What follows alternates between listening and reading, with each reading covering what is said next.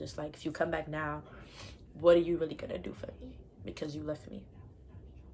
Like, when I needed you, you left me. So Finna talk some real cash shit, been in my bag, bitch, I'm doing real fine. I'm doing better than all of my ops. I pop shit on the gram and in real life. Talk that talk, I'ma walk that walk. I only speak facts. None of these bitches is seeing me, and that's just that on that. Stay down 10 toes, I'm a real bitch. I don't play around.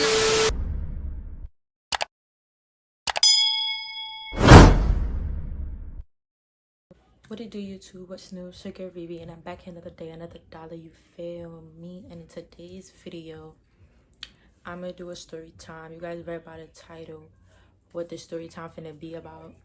Sorry, I sound like this, but I've never really, like, I've spoke up to people about this, but like, I've never told social media what went on.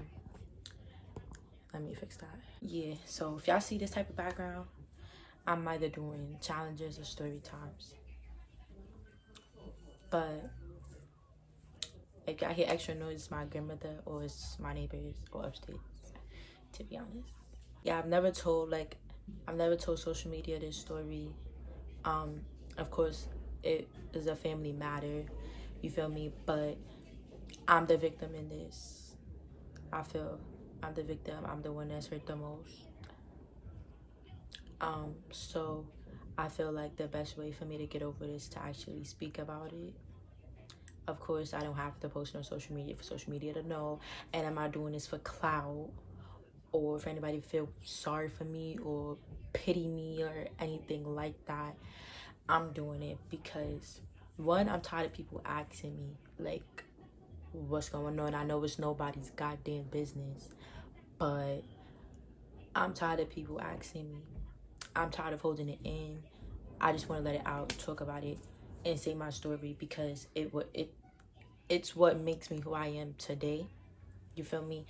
And I've accomplished so much in my life so far, and I know I have so much more to go. I'm getting emotional.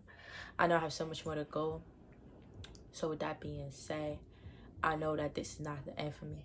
I know that even though I like went through this, it really only made me stronger. And I know that there's also probably 1,000, even though it shouldn't be, 1,000 other people going through the same thing or went through the same thing. So I want to tell my story to inspire them to keep going. This is not for clout. This is not for anything like that. I'm being so serious. Like, if you know me, this is a hard and emotional topic for me to talk about.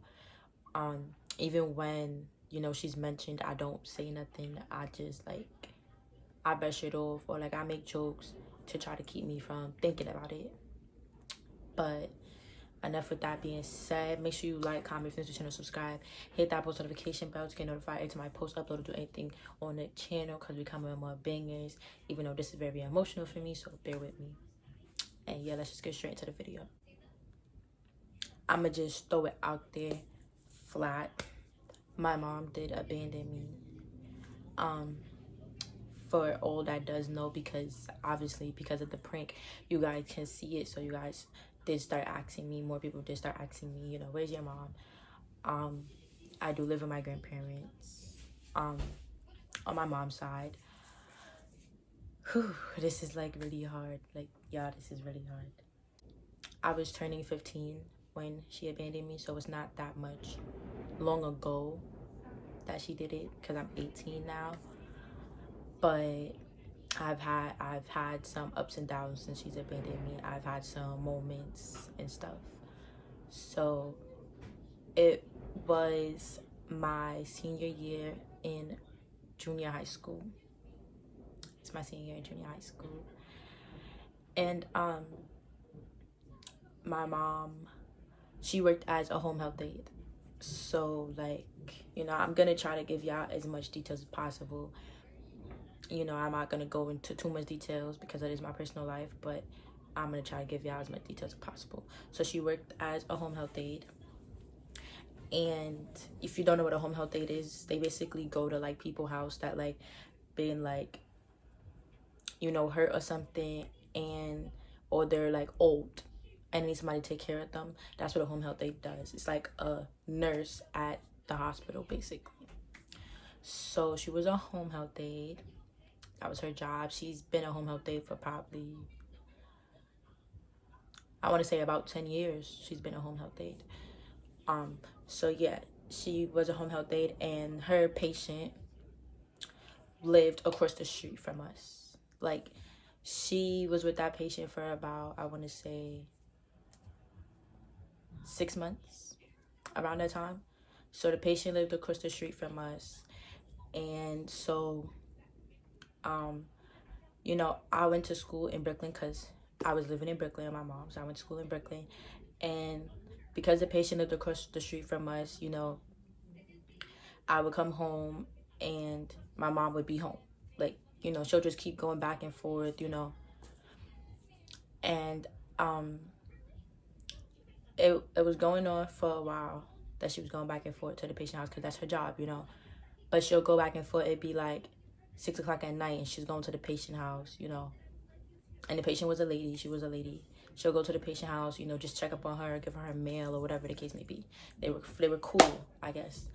So then one day she came home and she said how the patient had people that live with her, whatever, and the guy was in a coma and he had just woke up, so they have no place to live. And she was telling me the guy and the guy's daughter lived there and stuff like that. So when she said that, I'm thinking about somebody that's like maybe 30 something years old. His daughter is probably like 10, 11. I was thinking about somebody that's young, you feel me? Anywho,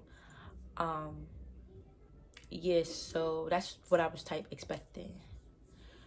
So she had asked me one day, it was a school night. She had asked me like, can they come over for dinner or whatever.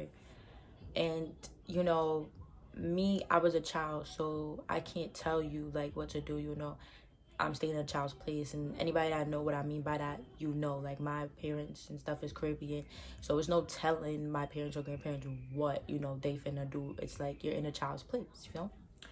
So she asked me, and my mom never asks me like, can somebody come over? Like, so I felt, like, they're cool. These must be really cool people that she's asking or something. So they came over, they had dinner, but I didn't stay up.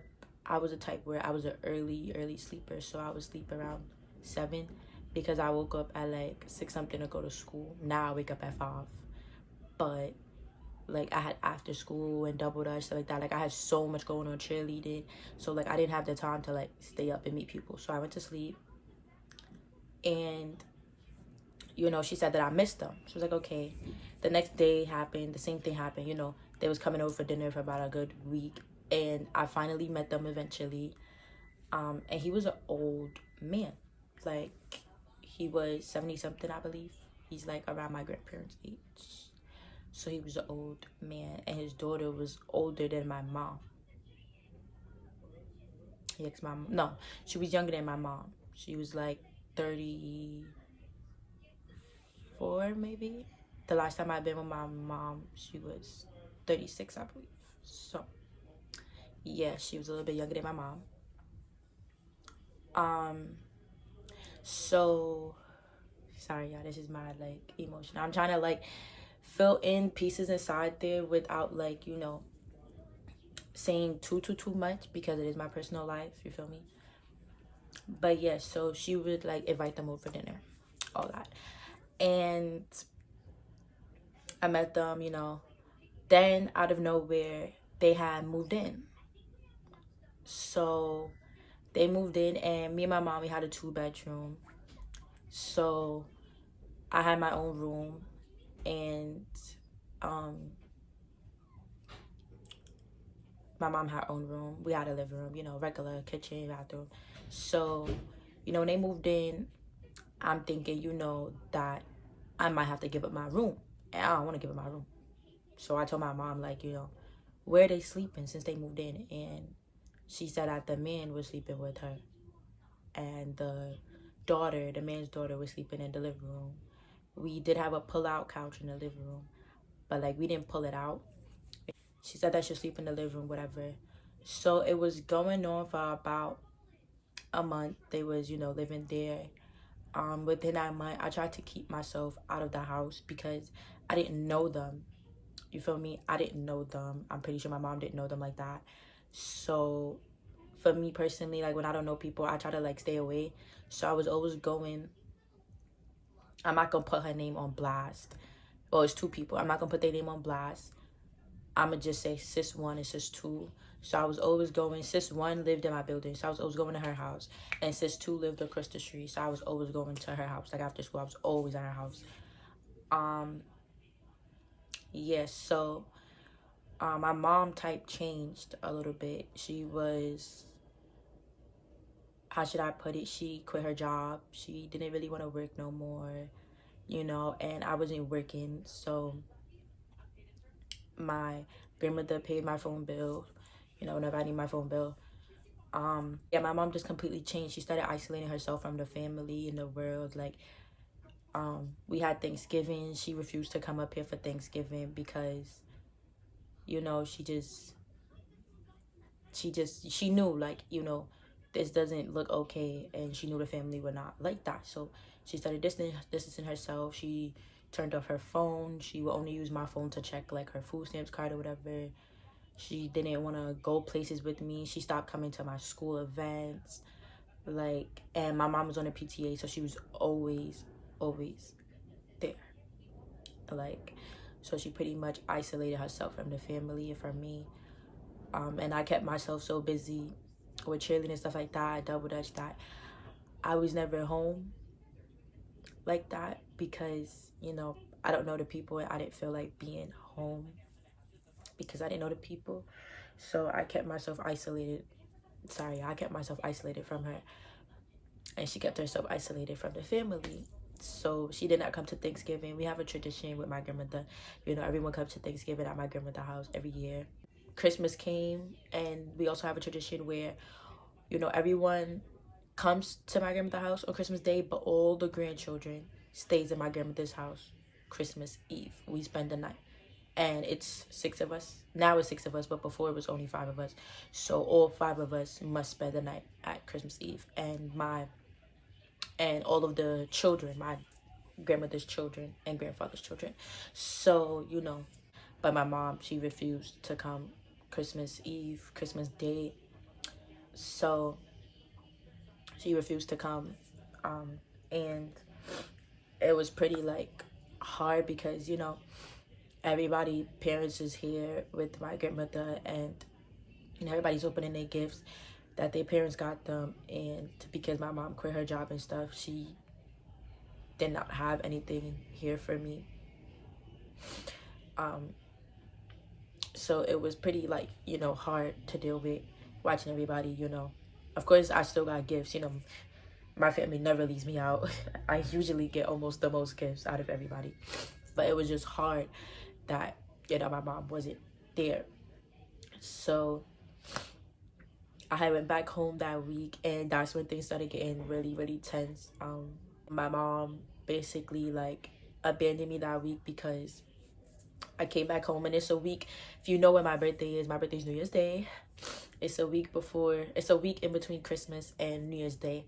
So that week, I went back home with my sister, and we were at my house, my house, and my mom, it all started when my mom sent me to the store. She sent me to get juice for the house. But she does not have a phone, and the juice that she wanted was a juice that the man drank. It was whatever the man wanted, the man got. So, me and my sister, we went all over looking for the juice, and we couldn't find it at the grocery store that's around the block from my house. We couldn't find it at the food market that we be going to, where they be selling meat and stuff. They also sell groceries there. We couldn't find it there. We couldn't find a Family Dollar. We couldn't find it on a essential store. We couldn't find the juice that he wanted. So we got one that was similar, and we brought it back to the house, and my mom did not like that. We did not find the juice. So it was pretty like, crazy. I went to sleep that night, and before I went to sleep, she like was yelling and stuff like that. Like, she was really going off. So I went to sleep, and I had gave my sister and my grandmother and everybody's number because she had spent the night, and I was like, just in case anything happened, you know, you got my grandma number. Well, she always had my grandmother number, but I gave her like my aunts and my uncles, like, you know, that like are close by. So she had everybody's number, and my mom woke me up at like 4 in the morning. She pulled me out the bed, and she was basically like going off. Like, she was like, tell her sister she has to go home. I'm not dealing with this. Da da da. You're so ungrateful. You want to go to your grandmother's house. You don't know about family. Da da da. Like, she was just going off, and I've never, ever, ever seen my mom like that. So I knew that the guy had changed her. I've been noticing it because I was telling, you know, my grandmother and stuff, you know, something's going on. And so she, like, you know, she was going off, and because my sister refused to leave, she called the cops.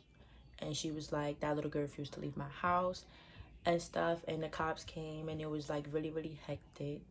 I'm not gonna go into details with that one, but it was really hectic.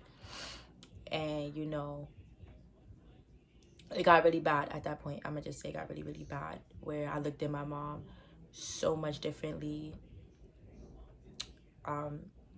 I ended up having to go to the hospital, and, you know, it was a big thing there too. If you was there, you know, it was a big thing. Like I said, I don't want to go too much into details because I don't want, you know, it is my personal life. I don't want anybody to, you know, take it the wrong way of the way I'm telling the story. So I ended up going to the hospital. It was really, really, really rough there. And they basically handed me over to my grandmother and said that I was staying at my grandmother's house. It was a court paper for the next couple days, whatever. And then I would go home. I had to go home that Sunday before school. School was Monday.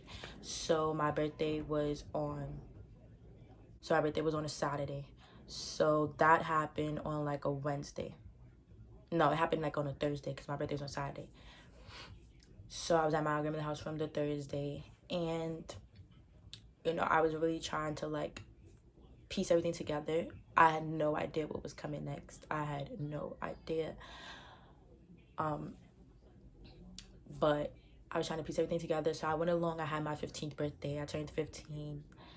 My godmother did my hair, and, you know, everyone just tried to come together and be a little peaceful. We had like a little get together, whatever, at my aunt's house. So my mom knew about it, but she refused to come. So it was like, again, really traumatic. Then I went back home Sunday, and my grandmother tried to have a conversation between me and my mom. She tried to like figure out what was going on, and, you know, because she was only hearing pieces at the hospital, and she was just trying to figure out what is going on, you know, what do, you know, she want to do, like.